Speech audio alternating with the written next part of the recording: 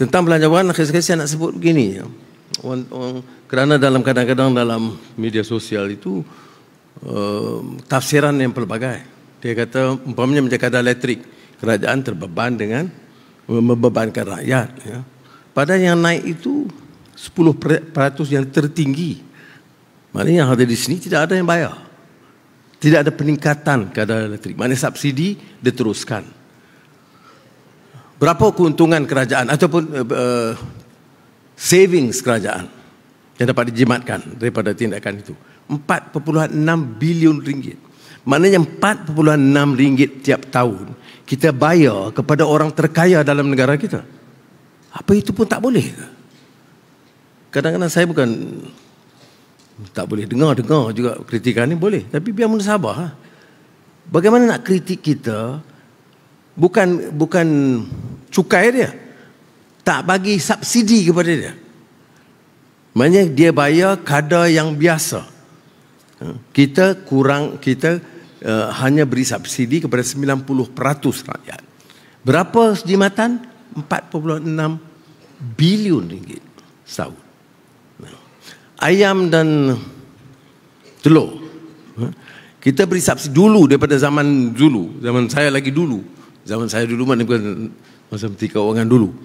Kita berikan subsidi masa musim perayaan. Kita bantu sebelum raya puasa, sebelum raya Cina ataupun perayaan di mana kita anggap harga akan naik.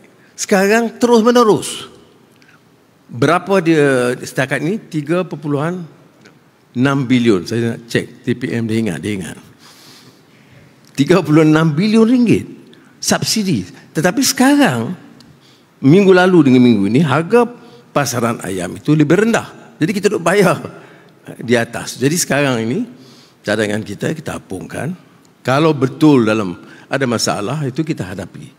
Kerana kalau subsidi berapa sekarang satu tahun? 81 bilion ringgit. Subsidi tertinggi di dunia. Walaupun saya dikecamkan, dia kata bila kita jadi kerajaan, hari ini minyak turun esok. Tapi saya dah sebut di Parlimen. Masa saya sebut itu 2008, saya dalam Pakatan Rakyat bersama DAP dan PAS. Jangan lupa. Itu keputusan UMNO tak termasuk itu belum. Masa itu harga minyak di Arab Saudi 50 sen. Ya. Sekarang harga minyak Arab Saudi RM2.85. Kita RM2.05. So, konteks itu berbeza. Bukan saya nak pertahankan, nak turun cuman. Dan subsidinya juga berpuluh bilion ringgit. Dan subsidi sekarang, bila saya sebut subsidi minyak, ayam, elektrik, 3.5 juta orang asing peroleh manfaat. 10% terkaya, termasuk 3.5 juta orang asing, tidak termasuk yang menyeludup dari negara-negara jiran. So, dia memerlukan suatu perencanaan baru, mengelakkan ketirisan ini. 35 juta. Billions kita bagi pada orang asing. Dia kerja okey, dapat gaji. Tapi kita subsidize dia.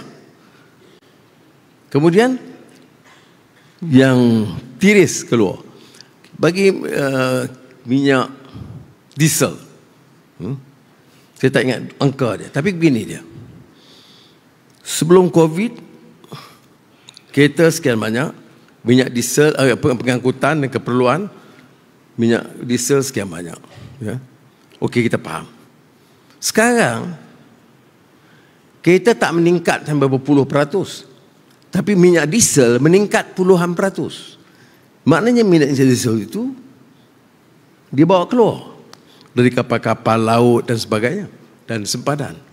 Sebab itu sekarang kita buat dasar perbaiki tentang pendekatan minyak diesel.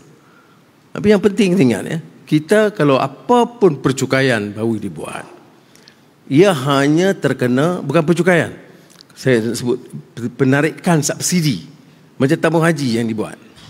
Itu keputusan tabung haji sebagai contoh satu lagi. Tabung haji selama ini kita subsidi semua. Siapa nak pergi Mekah, kamu milioner ke, kamu bilioner ke, memang ada standard format subsidi oleh kerajaan melalui tabung haji. Tapi saya kata tak payahlah nak haji mabrur, tak payahlah dia dapat subsidi bagi orang kaya. Kalau dia RM100,000 sebulan pendapatan dia, tak payah subsidi. Ya, alhamdulillah baru ini disambut baik. Tetapi yang lain, menengah atas, menengah, semua diberi subsidi, bahkan tambahan sedikit lagi bagi B40 baru-baru ini. Ya.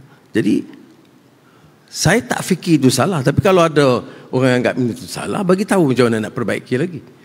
Setakat ini alhamdulillah tidak ada bantahan daripada orang yang dia malu lah, dia pendapatannya RM1,5 juta sebulan. Bukan kita kenakan kos tambahan, kita tarik subsidi saja daripada kerajaan supaya subsidi itu boleh digunakan untuk tabung haji atau untuk membantu yang miskin.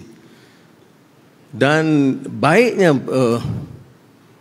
atau istimewanya sambutan daripada tabung haji ini, 400 orang jemaah yang tak masuk dalam kategori ini memilih untuk secara sukarela serah subsidi balik kerana dia kata kami nak pergi haji mabrur, tak perlu bantuan subsidi daripada tabung haji.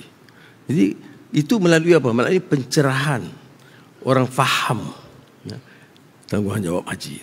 Baik, inilah beberapa dasar saya katakan penyasaran subsidi. Kita sasarkan semula. Subsidi diteruskan. Nak potong tak boleh kerana harga akan melambung dan rakyat di peringkat bawah terkesan. Jadi subsidi akan diteruskan. Tapi mesti ada penyelarasan supaya yang maha kaya jangan diberi subsidi, orang asing dielak dari mendapat subsidi, dan subsidi itu bagi pembayar cukai ataupun rakyat yang memerlukan. Itu yang setakat Belanjawan Madani ini konsep dia.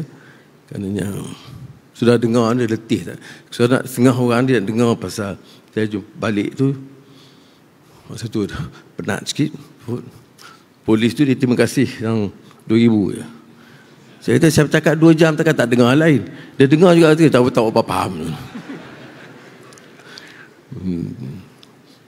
Tapi sekali lagi saya ucap terima kasih kerana kita tak mungkin buat itu semua tanpa pasukan yang mantap sama ada jemaah menteri yang memudahkan laluannya dan penjawat awam. Jadi saya ucap sekali lagi terima kasih. Wassalamualaikum.